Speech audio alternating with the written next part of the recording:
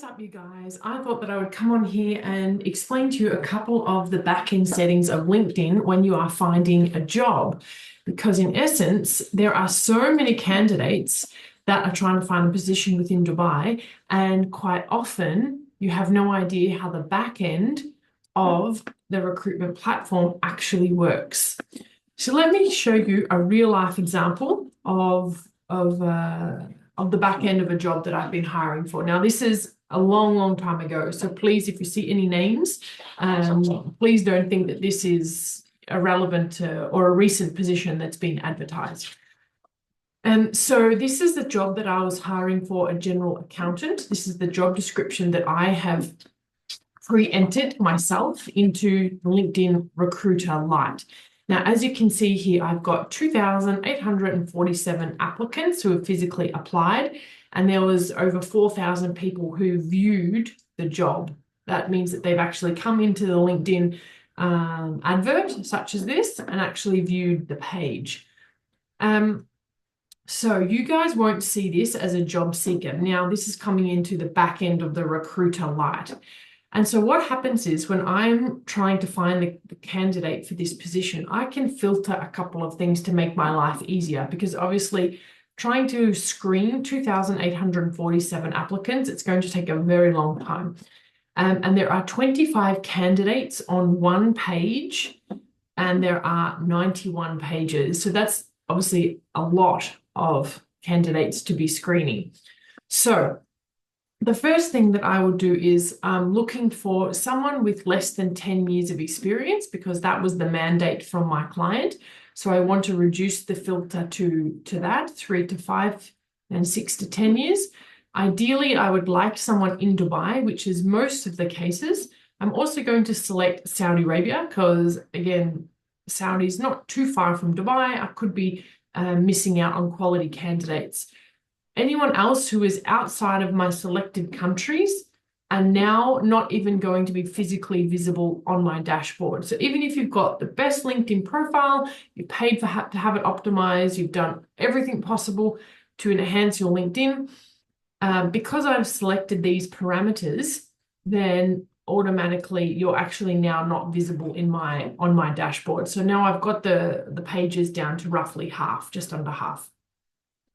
So what happens is now the LinkedIn algorithm, and I'll come to this in more detail in a moment, is now sorting candidates by their relevance. And I'll come to what exactly relevance means.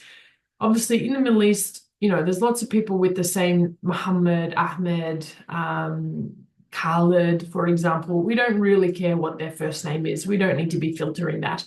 And again, me personally, I don't care whether you applied on the first day or the last day of the advert. So I will then come to the screening of the relevance. And so it's really important that you are applying to the job with a PDF document resume. I'll tell you why, because if you have a look here, the actual resume embeds into the platform itself. I don't need to be downloading the resume from the platform. So the back end of the software, it will give you a snapshot of your LinkedIn. And this is why it's really important that you've got a really strong tagline, which is at the top here. And this is also why you want to be having job titles with relevant names. Sometimes organizations can give you a little bit of an odd job title, but it's really important to make sure that you're favoring the algorithm in terms of the relevance, that you've got a strong job title that is similar to the roles that you're applying to. So as you can see here, the profile embeds a PDF document into the platform, and I don't need to be downloading their CV. I was trying to find a profile that has a Word document for you, but I don't think I can. But anyway, ultimately, if you have got Word, what happens is it'll download the Word document. You have to open it onto your computer, save the Word version, then come back into the LinkedIn platform itself, which can be quite time consuming. So as you can see here,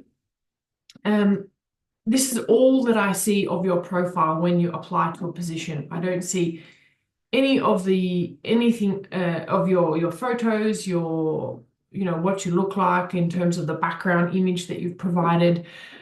I just literally see a snapshot of your LinkedIn profile, and this is how I, as a recruiter, will need to determine if you are going to be called for an interview or not. And then what happens is it's up to me to be able to then rate you as a candidate. So I can then come into the platform and say rate as, good fit, maybe not a fit. And then if you click not a fit, it will send out an automatic rejection email to the candidate. Okay, so I hope this makes a little bit more sense of what the recruiters are seeing when you apply to a position. Now, let me just come to you in terms of what it means by the relevance. So there's a couple of things that's really important for you to consider. And I've made some notes here, so I'm not sure if you'll be able to see my screen or not when I'm sharing, but I'll read them out as I go. So keywords relevant, the relevant keywords is where the algorithm is scanning all of the different candidate profiles for keywords that are specific to the recruiter's search. And that includes your job titles, the skills, and then the experiences. So it's really important that you've put in those skill sets that are relevant to the jobs that you're applying to. And so when I mean by skill sets, that is what I'm referring to, that is this section on your LinkedIn profile here. So if you come into the where you can edit, you can now come into here and you can type in skills, recruitment, whatever, project management. These skills here is what the algorithm is matching you with against the job advert that you're applying to. Another parameter that the platform actually does is, or screens, is your profile completeness. So if you have got a incomplete profile and you've maybe skipped over the skills section, or you haven't put in your education or certificates, it doesn't recognize the relevance to the job. And therefore you can then end up on, say, page 90 of the dashboard of the recruiter. Another parameter for you to consider is the connection strength. So the platform considers the degree of connection between the recruiter and the potential candidate. And that means that they can then favor those within the recruiter's network or the shared groups. That can mean that can push you to the top of that page of the recruiter's platform. Another factor to consider is some engagement history. So past interactions such as responses to emails or previous applications, this influences the candidate's ranking, highlighting those that are more likely to engage. There's a lot of machine learning models as well, so they can analyze patterns, preferences from recruiters' behavior to refine that personalized search over time.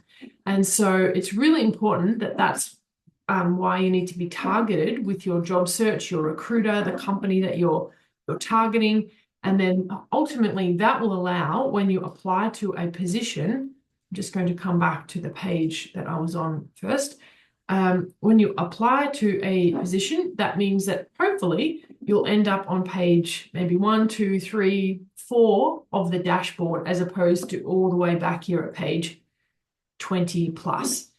Because let's be honest, guys, when I've got 1,000 LinkedIn platform profiles to review or read, I'm not going to be able to get a chance to be able to read absolutely every single profile all the way up to page 49 or onwards of the platform.